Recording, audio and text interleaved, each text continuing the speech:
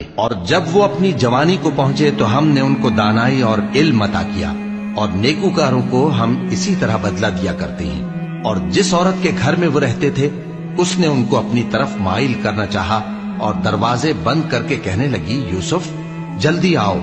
انہوں نے کہا کہ اللہ پناہ میں رکھے، وہ یعنی تمہارے میاں تو میرے آقا ہیں، انہوں نے مجھے اچھی طرح سے رکھا ہے، میں ایسا ظلم نہیں کر سکتا، بے شک ظالم لوگ فلاح نہیں پائیں گے۔ اور اس عورت نے ان کا قصد کیا اور انہوں نے اس کا قصد کیا۔ اگر وہ اپنے پروردگار کی نشانی نہ دیکھتے تو جو ہوتا سو ہوتا۔ یوں اس لیے کیا گیا کہ ہم ان سے برائی اور بے حیائی کو روک دیں، بے شک وہ ہمارے چنے ہوئے بندوں میں سے تھے۔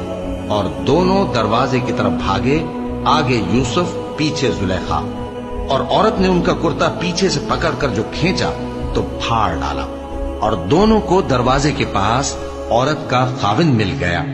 تو عورت بولی کہ جو شخص تمہاری بیوی کے ساتھ برا ارادہ کرے اس کی اس کے سوا کیا سزا ہے کہ یا تو قید کیا جائے یا اسے دکھ کا عذاب دیا جائے۔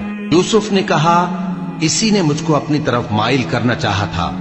اور اس کے خاندان میں سے ایک گواہ نے گواہی دی کہ اگر اس کا کرتا آگے سے پھٹا ہو تو یہ سچی اور یوسف جھوٹا ہے، اور اگر کرتا پیچھے سے پھٹا ہو تو یہ جھوٹی اور وہ سچا ہے۔ سو جب اس کا کرتا دیکھا تو پیچھے سے پھٹا تھا، تب اس نے زلیخا سے کہا کہ یہ تمہارا ہی فریب ہے، اور کچھ شک نہیں کہ تم عورتوں کے فریب بڑے بھاری ہوتے ہیں۔ یوسف اس بات کا خیال نہ کر، اور زلیخا تو اپنے گناہ کی بخشش مانگ، بے شک خطا تیری ہی ہے۔ اور شہر میں عورتیں گفتگویں کرنے لگیں کہ عزیز کی بیوی اپنے غلام کو اپنی طرف مائل کرنا چاہتی ہے اور اس کی محبت اس کے دل میں گھر کر گئی ہے، ہم دیکھتی ہیں کہ وہ کھلی گمراہی میں ہے۔